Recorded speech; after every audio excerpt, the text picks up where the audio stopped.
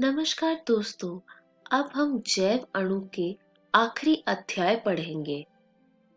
इस वीडियो में हम पढ़ेंगे एंजाइम, एंजाइम क्रिया की प्रकृति, एंजाइम का वर्गीकरण और सहकारक। एंजाइम क्या होते हैं? लगभग सभी एंजाइम प्रोटीन होते हैं। कुछ न्यूक्लिक अम्ल एंजाइम की तरह व्यवहार करते हैं। इन्हें राइबोजाइम्स कहते हैं। किसी भी प्रकार के एंजाइम को रेखीय चित्र द्वारा चित्रित कर सकते हैं। एक एंजाइम में भी प्रोटीन की तरह प्राथमिक संरचना मिलती है, जो एमिनो अम्ल की श्रृंखला से बना होता है। प्रोटीन की तरह एंजाइम भी द्वितीयक व तृतीयक संरचना में मिलती है। जब आप तृतीयक संरचना को देखेंगे, तो ध्यान देंगे कि प्रोटीन श्रृंखला का प्रमुख भाग अपने ऊपर स्वयं कुंडलित होता है और श्रृंखला स्वयं आड़ी तिरछी स्थित होती है। इससे बहुत सी दरार या थैलियां बन जाती है। इस प्रकार की थैली को सक्रिय स्थल कहते हैं। एंजाइम के सक्रिय स्थल वे दरार या थैली है जिनमें क्रियाधार आकार व्यवस्थित होते हैं। रासायनिक अभिक्रियाएं। रासायनिक अभिक्रियाएं एंजाइम्स में क्या होती है? इससे पहले यह समझ लेना आवश्यक है कि रासायनिक अभिक्रिया क्या होती है। रासायनिक यौगिकों में दो तरह के परिवर्तन होते हैं। पहला भौतिक परिवर्तन, जिसमें बिना बंध टूटे हुए यौगिक के आकार में परिवर्तन होता है।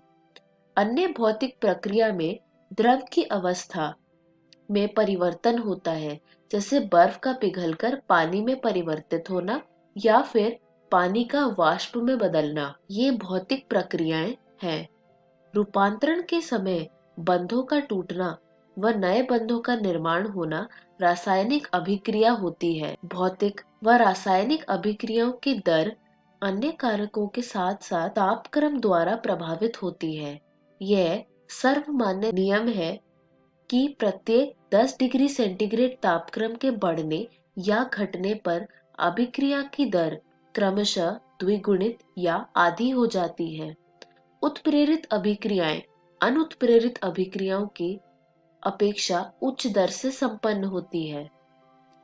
यह अभिक्रिया जो आप देख सकते हैं, CO2 प्लस जल मिलता है H2CO3 यानी कार्बोनिक अम्ल।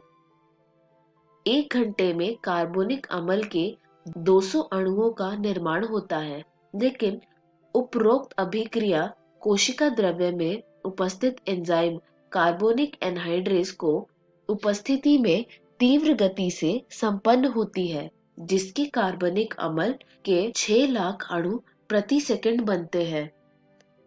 एंजाइम की इस क्रिया की दर को 10 लाख गुना बढ़ा दिया।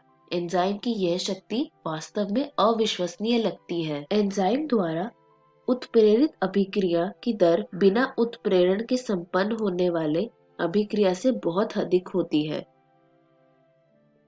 क्रियाधार यानी सबस्ट्रेट, जिसे हम S से डिनोट करते हैं, एंजाइम की सक्रिय स्थल जो दरार या पुटिका के रूप में होता है, उससे जुड़ा होता है। क्रियाधार सक्रिय स्थल की ओर जाते हैं।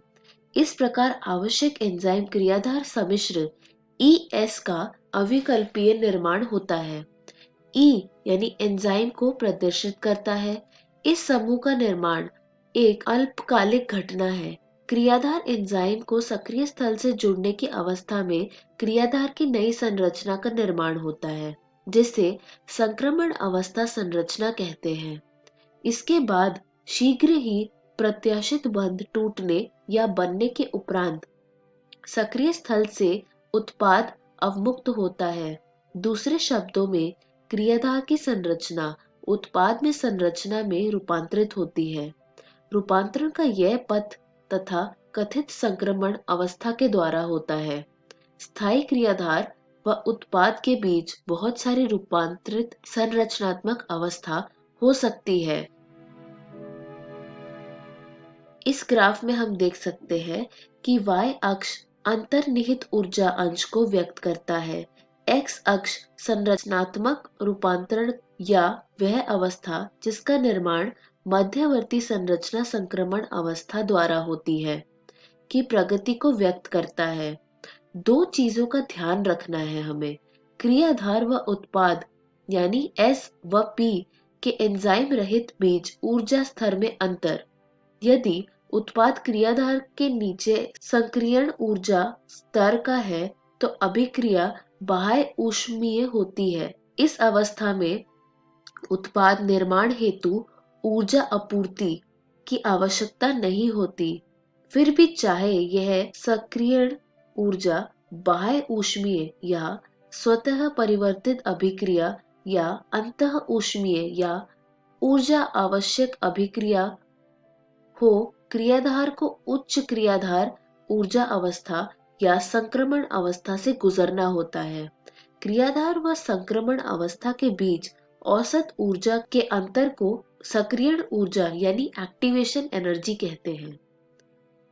एंजाइम क्रिया की प्रकृति। सर्वप्रथम क्रियाधार सक्रिय स्थल में व्यवस्थित होकर एंजाइम के सक्रिय स्थल से बंध जाता है। बंधने वाला क्रियाधार एंजाइम के आकार में इस प्रकार से बदलाव लाता है कि क्रियाधार एंजाइम से मजबूती से बंध जाता है। एंजाइम का सक्रिय स्थल जब क्रियाधार में काफी समीप होता है, जिसके परिणाम स्वरूप क्रियाधार के रासायनिक बंध टूट जाता है और नए एंजाइम उत्पाद जटिल का निर्माण होता है। एंजाइम नवनिर्मित उत्पाद को अवमुक्त करता है व एंजाइम स्वतंत्र होकर क्रियाधार से दूसरे अणु से बंधने के लिए तैयार हो जाता है। इस प्रकार पुनः उत्प्रेरक चक्र प्रारंभ हो जाता है। एंजाइम क्रियाधार को प्रभावित करने वाले कारक। पहला है तापमान व पीएच। एंजाइम सामान्यतः तापमान व पीएच के लघु परिसर में कार्य करते हैं। प्रत्येक एंजाइम की अधिकतम क्रियाशीलता एक विशेष तापक्रम व पीएच पर ही होती है, जिसे क्रमशः इष्टतम तापमान व पीएच कहते हैं। इस इष्टतम मान के ऊपर या नीचे होने से क्रियाशीलता घट जाती है। निम्न तापक्रम एंजाइम को अस्थायी रूप से निष्क्रिय अवस्था में सुरक्षित रखता है, जबकि उच्च तापक्रम एंजाइम की क्रियाशीलता को समाप्त कर देता है, क्योंकि उच्च तापक्रम एंजाइम के प्रोटीन को विकृत कर देता है। दूसरा है क्रियाधार की सांद्रता। क्रियाधार की सांद्रता के बढ़ने के साथ साथ पहले तो एंजाइम क्रिया की गति यानी वेलोसिटी बढ़ती है। अभिक्रिया अंततोगत्व सर्वोच्च गति Vmax प्राप्त करने के बाद क्रियाधार की सांद्रता बढ़ने पर अग्रसर नहीं होता है। ऐसा इसलिए होता है कि एंजाइम के अणुओं की संख्या क्रियाधार के अणुओं से कहीं कम होती है और इन अणुओं से एंजाइम के संतृप्त होने के बाद एंजाइम का कोई भी अणु क्रियाधार के अतिरिक्त अणुओं से बंधन करने के लिए मुक्त नहीं बचता। किसी भी एंजाइम की क्रियाशीलता विशिष्ट रसायनों की उपस्थिति में संवेदनशील होता है, जो एंजाइम से बंधते हैं। जब रसायन का एंजाइम से बंधने के उपरांत इसकी क्रियाशीलता बंद हो जाती है, तो इस प्रक्रिया को संदमन यानी इनहिबिशन व उस रसायन को संदमक यानी इनहिबिटर कहते हैं। जब संदमक आणुविक संरचना में क्रियाधार से काफी समानता रखता है और एंजाइम की क्रियाशीलता को संदमित करता है, तो उसे प्रतिस्पर्धात्मक संदमन यानी कॉम्पिटिटिव इनहिबिटर कहते हैं। जब संदमक अपनी आणुविक संरचना में क्रियाधार से समानता नहीं रखता और एंजाइम की क्रियाशीलता को फिर भी संदमित करता है, तो इसे गैर प्रतिस्पर्धात्मक संदमन यानी नॉन कॉम्पिटिटिव इनहिबिटर कहते हैं। एंजाइम का वर्गीकरण। पहला है ऑक्सीडोरिडक्टेज डिहाइड्रोजिनेजेस एंजाइम, जो दो क्रियाधारकों S व S' के बीच ऑक्सी अपचयन को उत्प्रेरित करता है, जैसे इस रासायनिक अभिक्रिया में आप देख सकते हैं। और ट्रांसफरेजेस एंजाइम क्रियाधारकों को एक जोड़े S व S डैश के बीच एक समूह के स्थानांतरण को उत्प्रेरित करता है, जैसे S और G के समूह जमा S डैश का रासायनिक अभिक्रिया होकर S जमा S डैश G बनता है। Hydrolysis enzyme ester ether peptide glycosidic carbon carbon carbon halide या फास्फोरस नाइट्रोजन बंधों का जल अपघटन करता है। लाइसिस जल अपघटन के अतिरिक्त विधि द्वारा एंजाइम क्रियाधारकों के समूहों के अलग होने को उत्प्रेरित करते हैं, जिसके फलस्वरूप द्विबंधों का निर्माण होता है। आइसोमरेजेस वे सभी एंजाइम जो प्रकाशीय, ज्यामितीय व स्थितीय समावयवों के अंतर रूपांतरण को उत्प्रेरित करते हैं। लाइगेजेस एंजाइम दो यौगिकों के आपस में जुड़ने को उत्प्रेरित करते हैं, जैसे एंजाइम जो carbon oxygen, carbon sulphur, carbon nitrogen व फास्फोरस ऑक्सीजन के बंधों के निर्माण के लिए उत्प्रेरित करते हैं। सहकारक क्या होते हैं? एंजाइम या अनेक बहुपेप्टाइड श्रृंखलाओं से मिलकर बना होता है।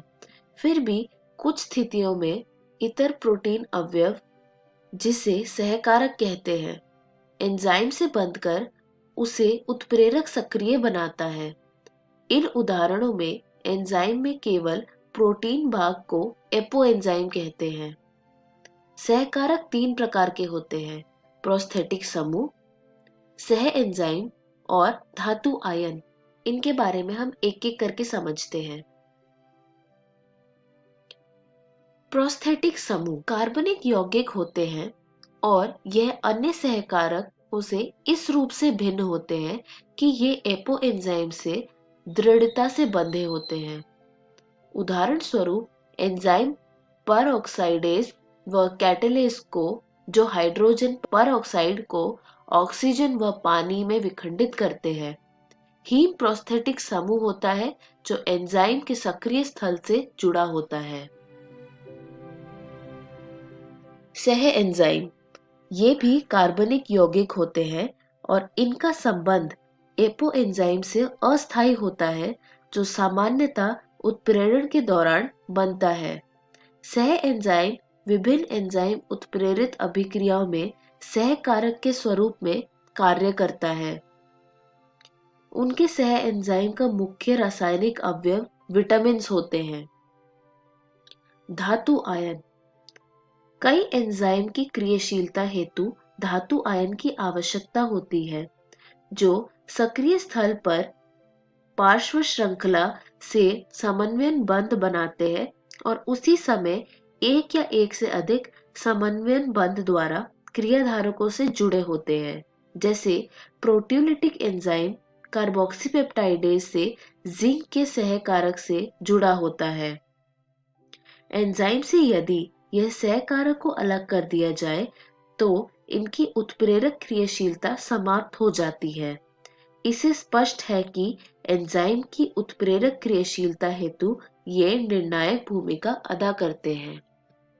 इस वीडियो में हमने सीखा एंजाइम, एंजाइम क्रिया की प्रकृति, एंजाइम का वर्गीकरण और सहकारक, और इस तरह हमने जैव अणु का अध्याय समाप्त किया। धन्यवाद।